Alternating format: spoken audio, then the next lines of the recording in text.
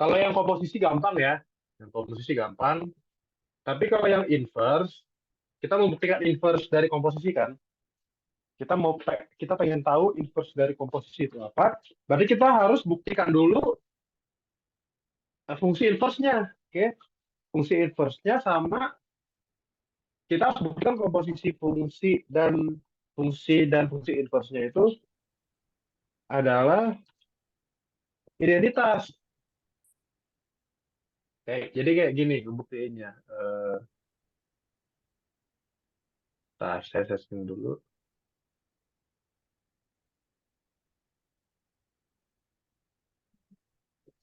Ya, jadi misalkan gitu ya, misalkan eh, eh, ya mau fungsi biasa, transformasi itu fungsi kan sama aja sebenarnya ya. Iya. Misalkan y sama dengan fx itu, atau ini aja deh, misal t itu bijek bijak sih istilahnya, transformasi ya, transformasi transformasi itu kan jelas bijeksi ya. Oke, jelas t itu bijeksi.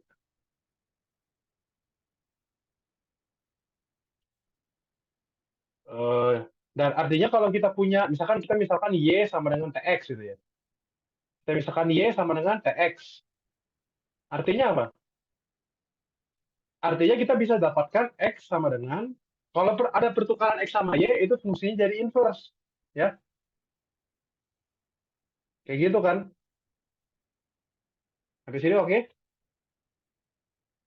Ya, itu definisi ya, definisi fungsi inverse. Kemudian, ya udah. Berarti kalau misalkan saya tanya, kalau ditanya T inverse dari tx hasilnya apa? T inverse dari tx itu sama dengan T inverse dari tx itu kan y kan ya? Ya kan? Tx itu y, ya enggak? Ya. Tx itu adalah y dan T inverse adalah x. Oke. Dan kita tahu ix sama dengan x kan ya? Kita tahu x sama dengan ix.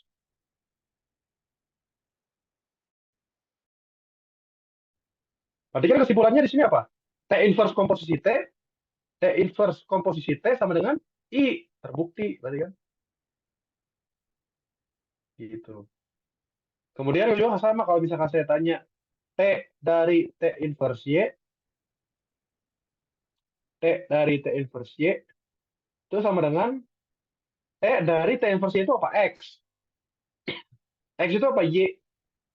Dan Y itu adalah Y kan ya? Berarti di sini T komposisi T inverse sama dengan I juga. Artinya komposisi dari fungsi inverse dan fungsi asalnya adalah identitas. Jadi gitu. Terus kita mau buktikan ya pakai ini aja ya, pakai apa namanya? Pakai induksi gitu ya. Pakai pakai induksi kita buktikan, atau sebenarnya jelas banget ya kalau misalkan kita punya T1, kalau T1 itu inverse-nya adalah T1 inverse. Jelas banget ya.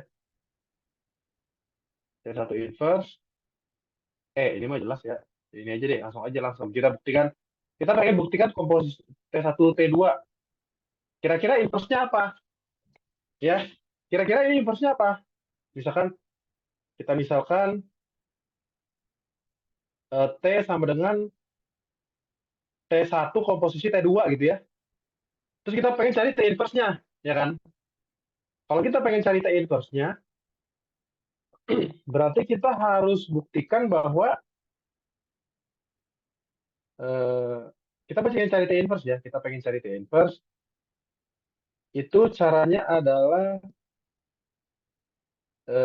kita harus cari sesuatu gitu ya. Kita harus cari sesuatu, misalkan apa huruf habis huruf RS. Kita harus cari huruf S sehingga kita harus cari S gitu ya. Cari S sehingga T komposisi S itu sama dengan I gitu ya. T komposisi S sama dengan I. Gimana cara nyarinya? Cara nyarinya gimana? Oh gini aja. Eh, kita kan kita tahu ya kalau pertama kita pakai fakta dulu bahwa sudah dibuktikan gitu ya. Sudah dibuktikan bahwa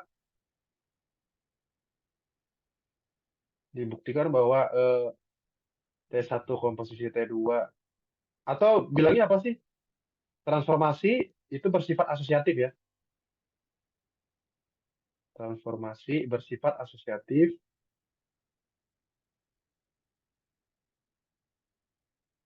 Asosiatif berarti di sini eh, T1 kan sama dengan T1 komposisi T2. Terus kita komposisikan dengan T2 inverse dulu ya. Kita komposisikan dengan T2 inverse berarti kan T komposisi T2 inverse sama dengan T1 komposisi T2 komposisi T2 inverse sama dengan T1 komposisi T2 komposisi T2 inverse. Gitu kan? Aduh, berarti kita harus buktikan juga. Aduh, berarti kita harus buktikan juga, Bro. I komposisi T itu sama dengan T. Ya, ini mah jelas sih. Ini kayak grup, kayak membuktikan grup gitu loh. Kita juga harus buktikan. Berarti sini harus buktikan juga. Bentar, ini belum beres. Kan asosiatif udah dibuktiin ya. Ini kan T1 komposisi I kan. Nah, berarti harus dibuktikan juga. Kayaknya buktikan. Harusnya ini gampang sih, buktikan T komposisi I sama dengan I komposisi T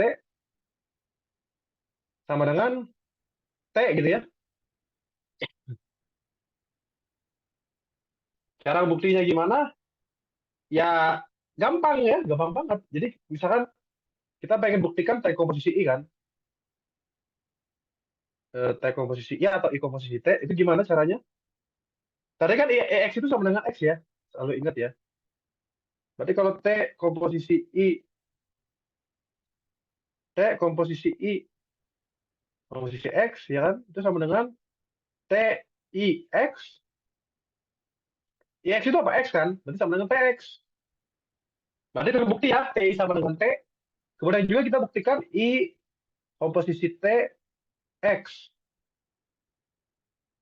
itu sama dengan I komposisi TX. I komposisi TX ya TX juga kan? Nah ini jelas ya, jadi terbukti ya. Berarti ini jawabannya adalah T1.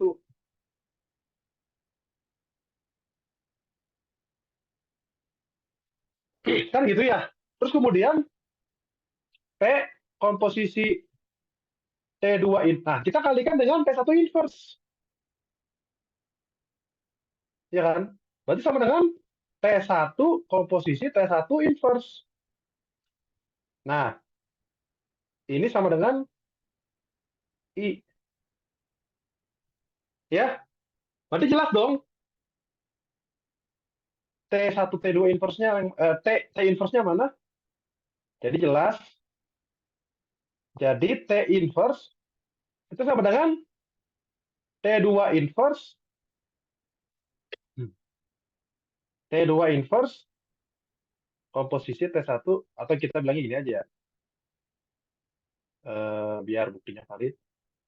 Berarti kan di sini kita tahu bisa diasosiatifkan ya. T komposisi T2 inverse komposisi T1 inverse sama dengan I. Ya udah, berarti kan ini menjadi apa? Ya berarti ini jadi T inverse kan? Nah, berarti kita juga harus buktikan T inverse itu unik. Tapi nggak perlu sih. Terlalu terlalu sepele ini. Kita buktikan T inverse itu unik, cuman kayaknya nggak perlu sih. Unik tuh maksudnya satu-satunya gitu ya. Tapi ya udahlah. Ya udah jadi T inverse. T-nya tadi apa T-nya? T-nya T1 komposisi T2 inverse sama dengan T2 inverse komposisi T1 inverse. Nah, nanti dan dan secara induktif gitu ya. Secara induktif apa induksi sih? Saya nggak tahu induktif. Dan secara induktif berarti T1 komposisi T2 komposisi bla bla bla komposisi Tn inverse sama dengan Tn inverse komposisi bla bla bla komposisi T2 inverse komposisi T1 inverse. Udah kayak gitu. Ada pertanyaan nggak? Jadi itu cukup ambil dua transformasi aja ya untuk ngebuktiinnya ya. Iya betul. Sama kayak Hmm. yang bukti komposisi tadi. Kalau komposisi dua transformasi adalah transformasi. Komposisi dua isometri adalah isometri.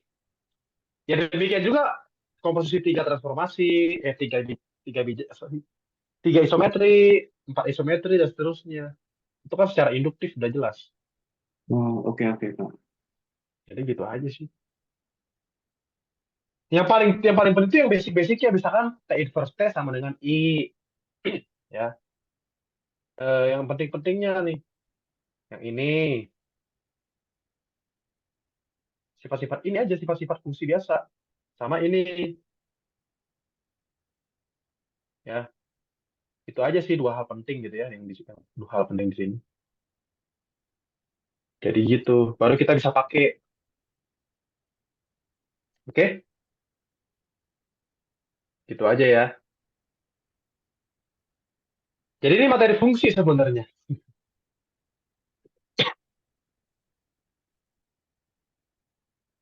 Kak boleh nanya soal lagi nggak Kak?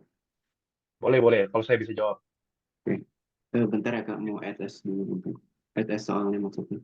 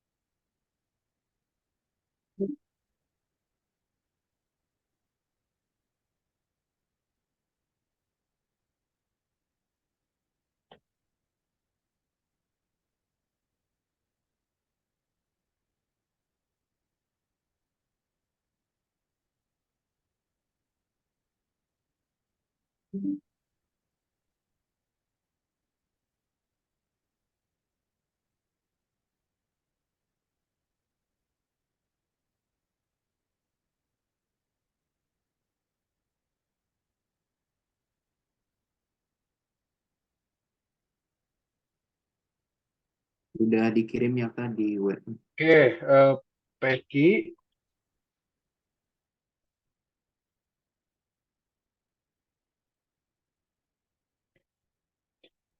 P titik 3,2, Q titik 6,4. Bagaimana persamaan garis G dan H? Oke, persamaan.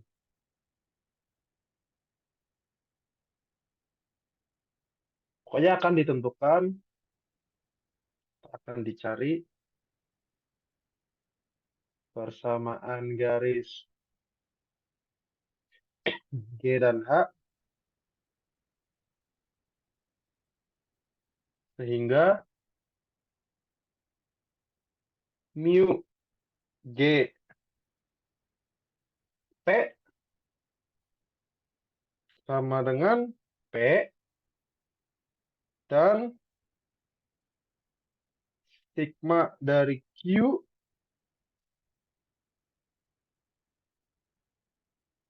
sama dengan mu G komposisi mu H. Mu itu ini ya, pencerminan ya? Pencerminan Ya, Intinya pencerminan percerminan itu. pencerminan titik P terhadap G gitu ya, gitu kan?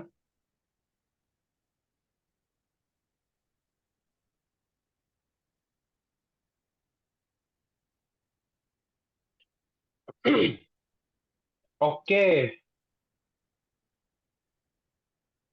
kalau nggak salah gitu ya arti dari mu ya. Eh, kita buka bukunya dulu ya. Kita buka bukunya dulu, takutnya salah. Hmm,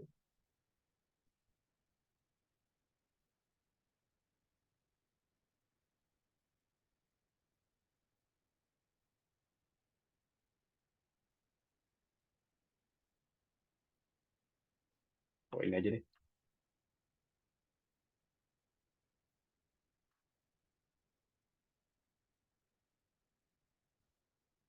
Mu, mu itu pencerminan. Kalau nggak salah. Tapi baiknya kita buka definisi dulu. Soalnya saya nggak tahu, barangkali notasinya beda. Notasinya barangkali beda. Kalau beda kan bahaya.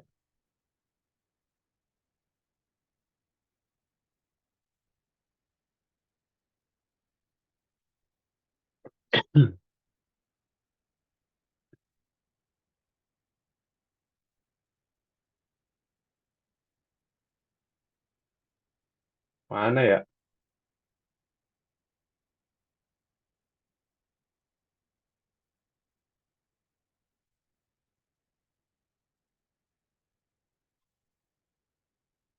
Ya ini kan resume, rangkuman.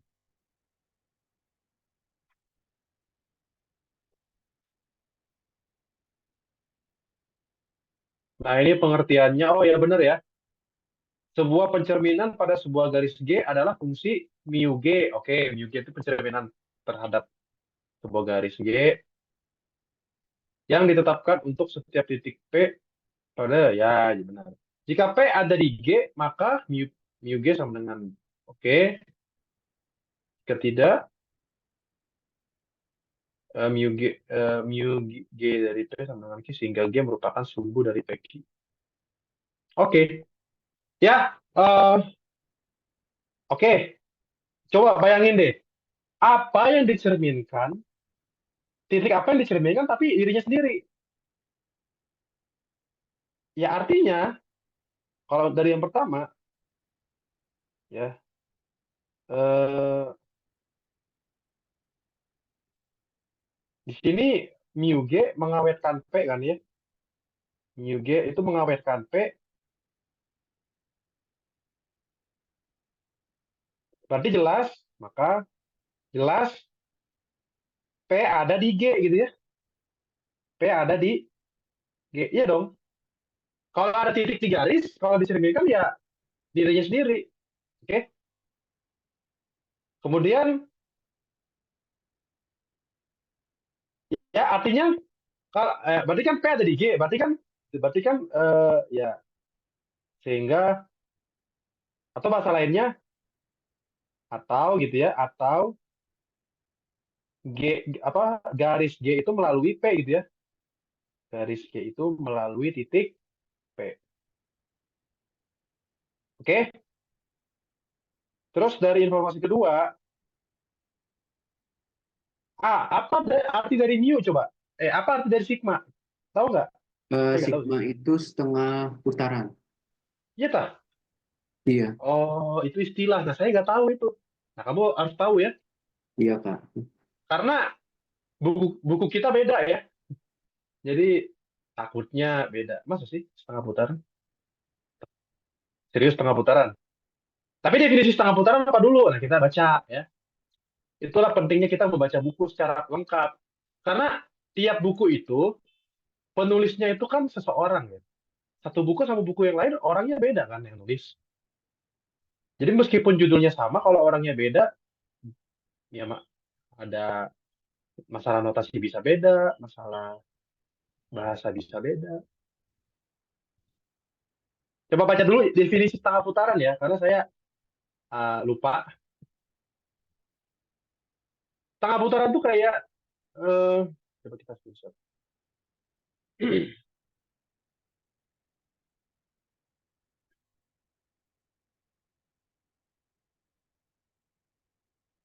Misalkan V bidang Euclides, oke, ini mah jelas A titik tertentu pada bidang V. Setengah putaran pada titik A adalah, setengah putaran dari titik A adalah fungsi mu A, oke benar, saya setuju.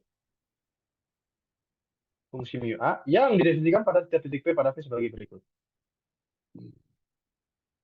Kalau P-nya ada di A, maka mu A sama dengan P. Oh, diputar 180 derajat kayaknya ya. Jadi, ya kalau dia di apa namanya porosnya, kalau ada di porosnya, kalau titik ada di porosnya, kalau diputar, nggak berubah gitu ya. Nah, kalau misalkan P-nya nggak ada di A, misalkan di sini, maka kayak gini. Soal ya kayak rotasi rotasi 180 derajat ya. Rotasi 180 derajat terhadap terhadap A ya. Oke, jadi begitu saya setuju. Kita balik lagi ke sini. Hmm. Nah, ini agak susah ya di sini. Ngebayanginnya gimana coba? Coba bayangkan deh, setengah putaran itu adalah komposisi dari dua pencerminan. Wow. Makanya kita harus cari, sebenarnya baiknya kita cari rumusnya dulu sih. Oke. Kita cari rumusnya dulu. Rumusnya gimana sih kalau untuk pencerminan? Eh,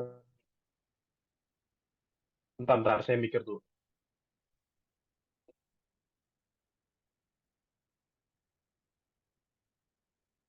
Hmm, bisa nggak kita pakai cara lain untuk menyatakan setengah putaran? Ada nggak cara lain untuk menyatakan setengah putaran? Kita baca baca materi.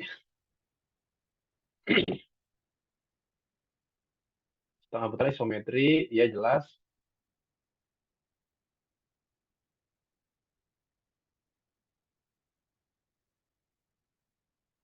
Oke, ini teorema.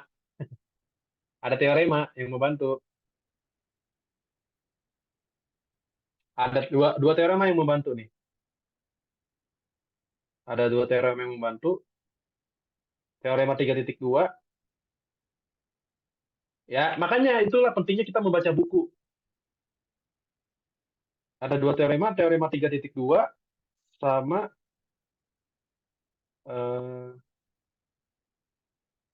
3.3. Duh, involusi apa lagi involusi? Saya nggak tahu. Nanti baca definisi aja. Tapi kayaknya tidak terlalu penting. Oh, 32 sama 33 sama sih sebenarnya.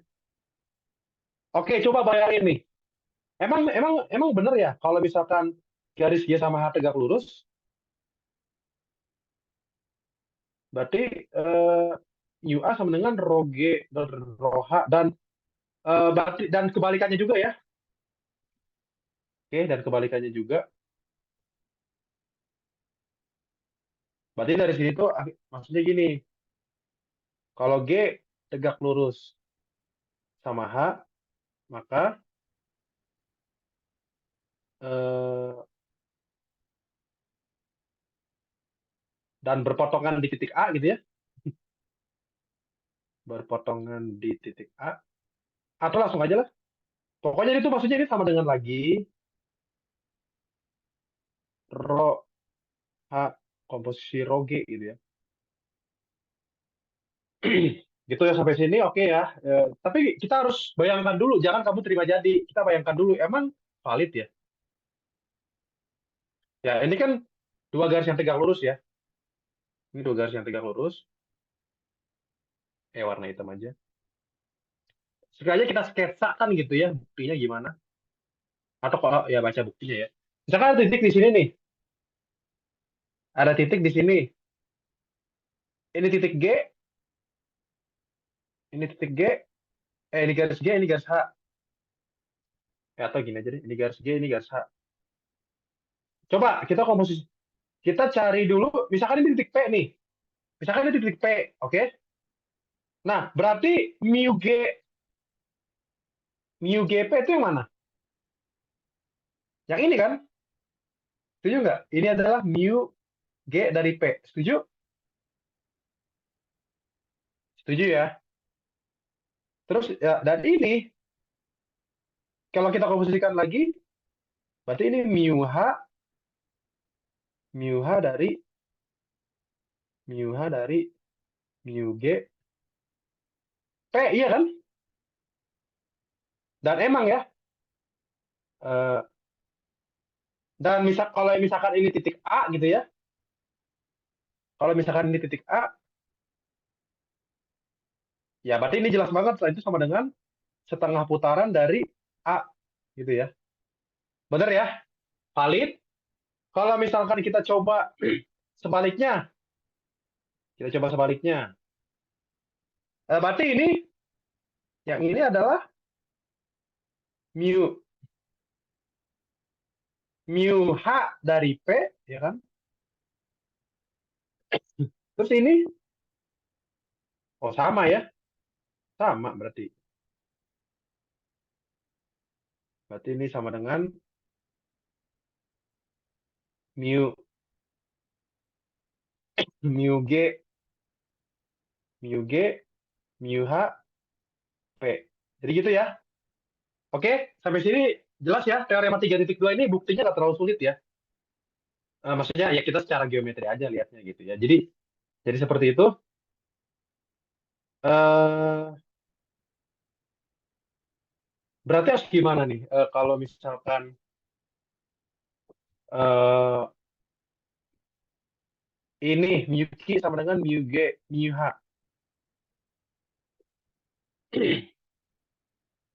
Artinya kalau dari sini,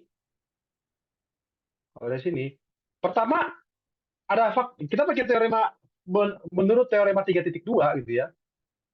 Menurut teorema menurut teorema 3.2, berarti kan di sini G dan H berpotongan tegak lurus di mana? Di Q kan? Ya nggak? Berpotongan tegak lurus di Q. Sampai sini setuju? Setuju. Setuju. Ya udah, berarti kita dapat dua fakta dong ya. Kita punya dua fakta, oke. Kita punya dua fakta. Tapi sekali lagi ya, P-nya apa tadi? Ini P sama Q-nya.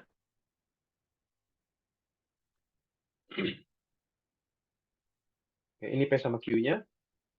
Terus kita punya fakta bahwa kita punya bahwa garisnya melalui titik P, garisnya melalui titik P, ya. Dan satu lagi kita punya fakta juga bahwa G dan H berpotongan tegak lurus di Q.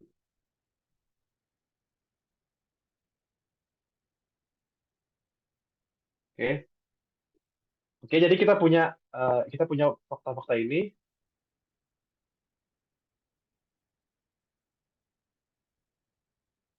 Ya gitulah ya. Ini saya kasih poin-poin. Misalkan, nah, nanti cara mencarinya gimana? Misalkan ini titik P, ini titik P, ini titik P, ini titik Q. Oke. Garis G melalui titik P. Berarti kan dari dua informasi. Kalau berpotongan berarti kan melalui juga berarti ya. Oke. Berpotongan berarti melalui juga dong.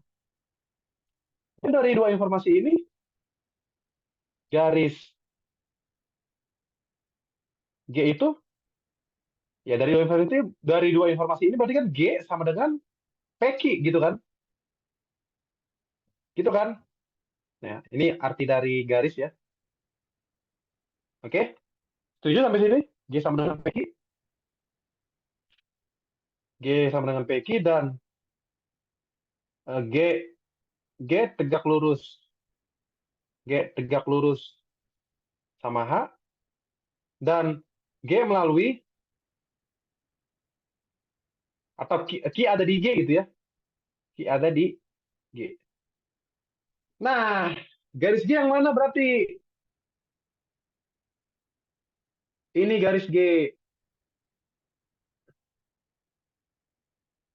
Oke, ini adalah garis G. Oke, dan ini adalah garis H. Ini adalah garis H.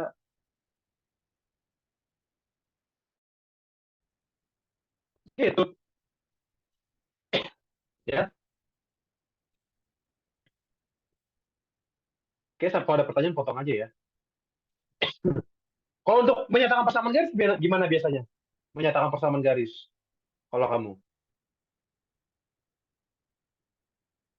pakai notasi kayak gini kah? Misalkan garis G-nya itu notasinya ya. G sama dengan P ditambah V tambah PT gitu, atau gimana?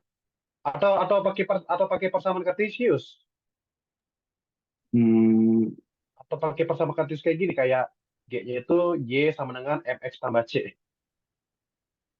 gue yang pakai Cartesius deh.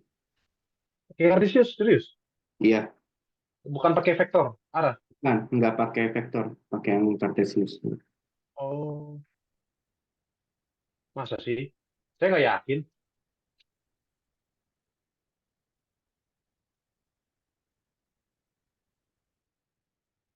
Oh iya bener ya, pakai apa? Iya iya benar-benar. Pakai kartesius ya udah nggak apa-apa. Sama aja sih sebenarnya. Nggak apa-apa kita pakai kartesius.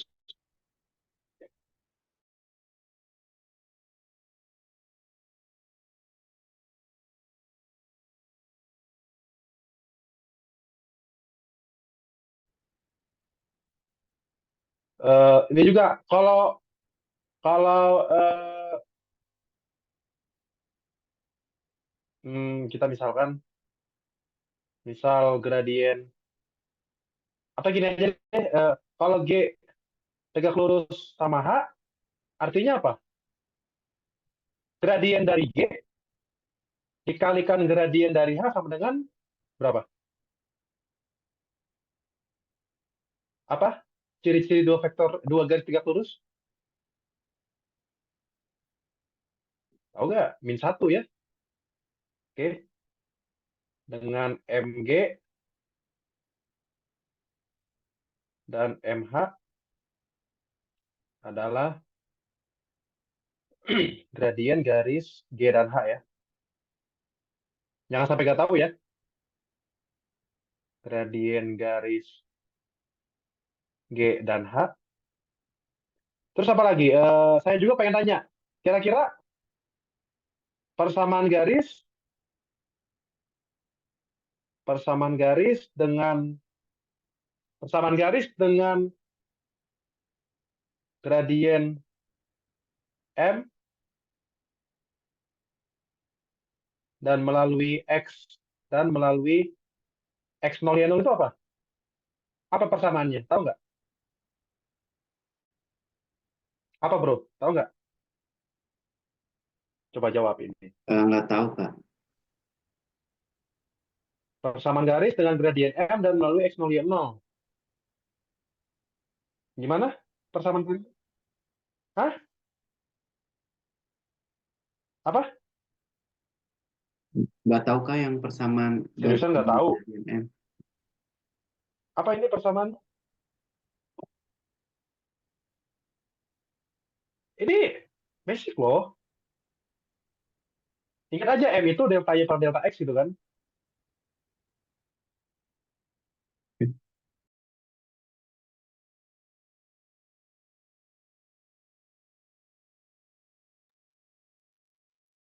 Bentar, internetnya jelek.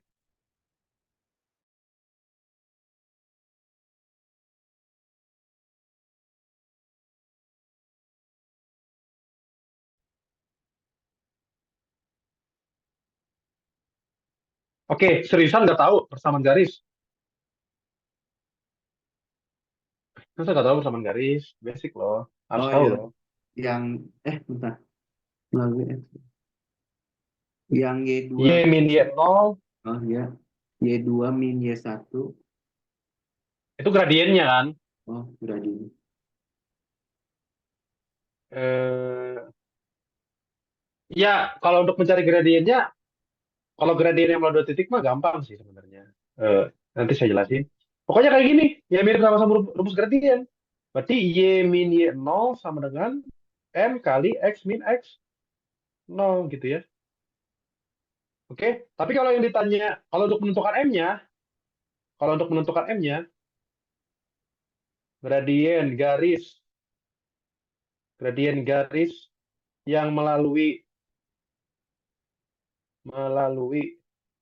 X0 Y0 dan X1 Y1 adalah, nah ini baru, ya ini sama juga rumusnya, kayak delta Y per delta X. Berarti Y1 kurang Y0 per X1 kurang X0. Oke, sampai sini ada pertanyaan ya. Ini harus tahu semua ini. Ini basic banget. Materi SMA ini malah. Ini materi SMA semua nih. Garis. Ya. Oke, jangan sampai nggak tahu ya. Bahaya. So, kita langsung cari persamaan garis P. Kan G tadi, G melalui garis G melalui P dan Q kan ya. P dan Q. Q-nya min 6,4. Nah, jadi untuk persamaan garisnya gampang aja sih sebenarnya. Kayak cukup aja ini sama dengan ini gitu kan. Ya, untuk X0 Y0-nya terserah. Berarti gimana? Maka persamaannya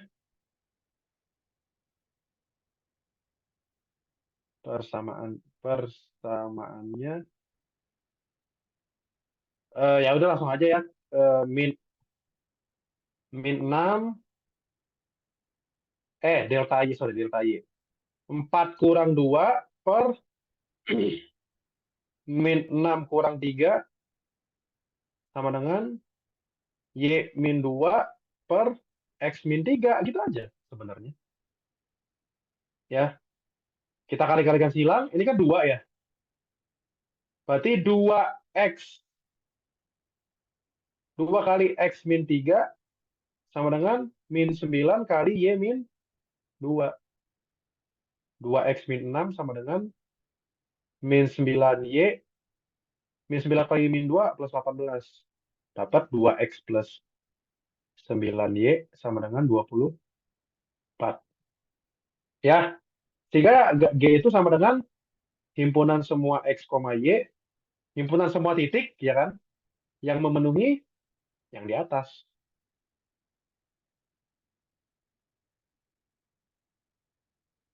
Oke? Nah, ini kan gradiennya kan 2 per min 9 ya. Oke? Nah, berarti, dan karena H atau G tegak lurus H,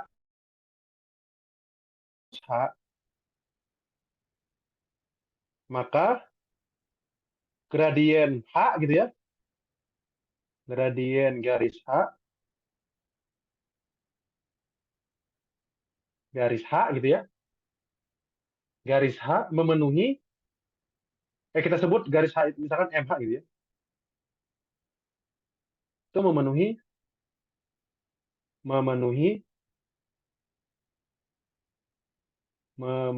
berarti MH dikalikan MG, MG-nya kan 2 per min 9 atau min 2 per 9 gitu ya, sama dengan min 1.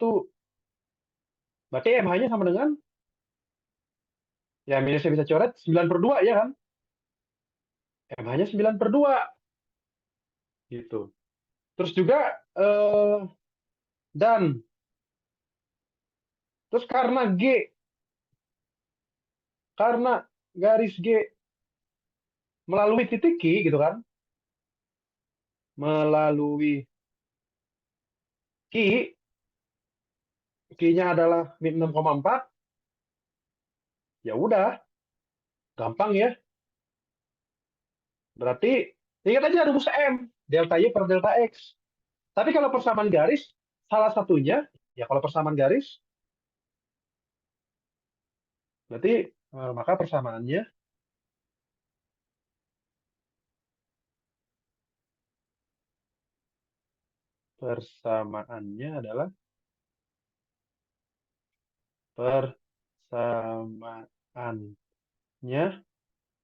adalah kita sebut aja berarti 9/2 gitu ya.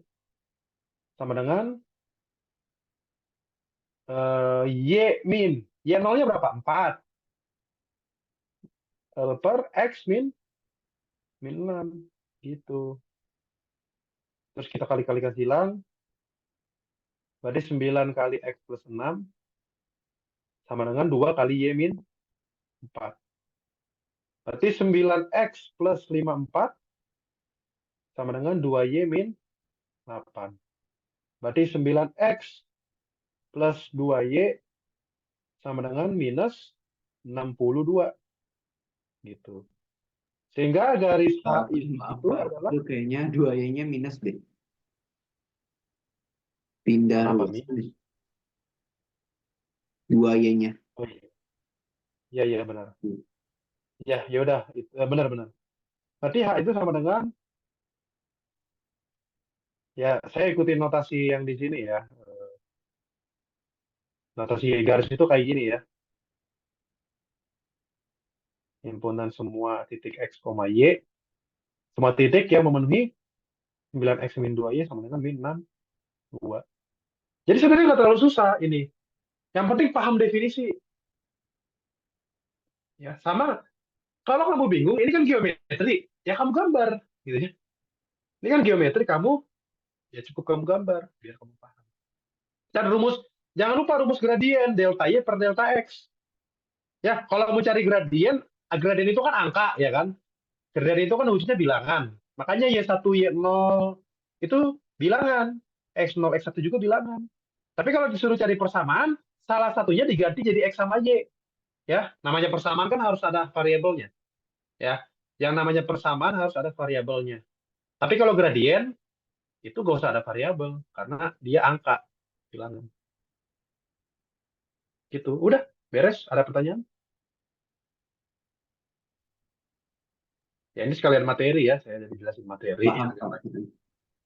Jadi yang paling penting apa? Tahu persamaan garis. Menentukan persamaan garis itu basic banget ya. Harus bisa. Dan harus tahu definisi. Ya, tadi apa definisi sigma, apa definisi mu, itu harus tahu. Ya. Dan pakai teorema yang ada. Dan teoremanya jangan sekedar dihafal, tapi dipahamin. Cara memahaminya adalah coba buktikan atau coba sketsain. Pasti ngerti. Oke, jadi itu yang apa ya? Supaya kamu bisa geometri transformasi, kamu harus bisa yang tadi saya jelasin. Ya, baca teorema tuh, menghafalkan teorema tuh nggak cukup ya, harus dipahami juga teoremanya. Biar nggak cepat lupa. Oke, nah ini saya kasih keterangan deh, biar. Kalau ini artinya, kok saya tuh lebih seneng ngomongnya kayak gini nih. Rotasi 180 derajat terhadap titik Q, gitu kan ya? Boleh kan? Saya lebih senang bilang kayak gitu ya. Hmm. Oke, Oke, Kak. Man, ada pertanyaan lagi? Mungkin itu aja deh, Kak, buat malam ini. Ya nggak apa-apa. Jadi pahamin aja ya, yang tadi saya bilang. Pahami definisi, oke? Pahami definisi, oke? Definisi mu sama rho sama sigma, pahami definisi. Kemudian gunakan teorema, tapi teoremanya jangan sekedar dihafal, dipahamin juga, ya. Dengan cara coba ilustrasiin, ya. Habis itu basic-basic harus tahu. Ya, persamaan garis juga harus tahu. Jadi seperti itu. Ya, ini definisi kan ya, makanya baca bukunya ya. Oke, baca bukunya. Itu aja. Oke, kita cukupkan. Kalau ada pertanyaan lagi, tanya aja ya. Kalau bisa, kalau misalkan saya bisa jawab lewat chat, saya jawab lewat chat gitu ya. Tapi kalau butuh penjelasan panjang seperti ini, kita meet aja gitu ya. Oke, Oke, Kak. Ya, selamat malam. Terima kasih. ya, terima kasih juga, Kak. Selamat malam.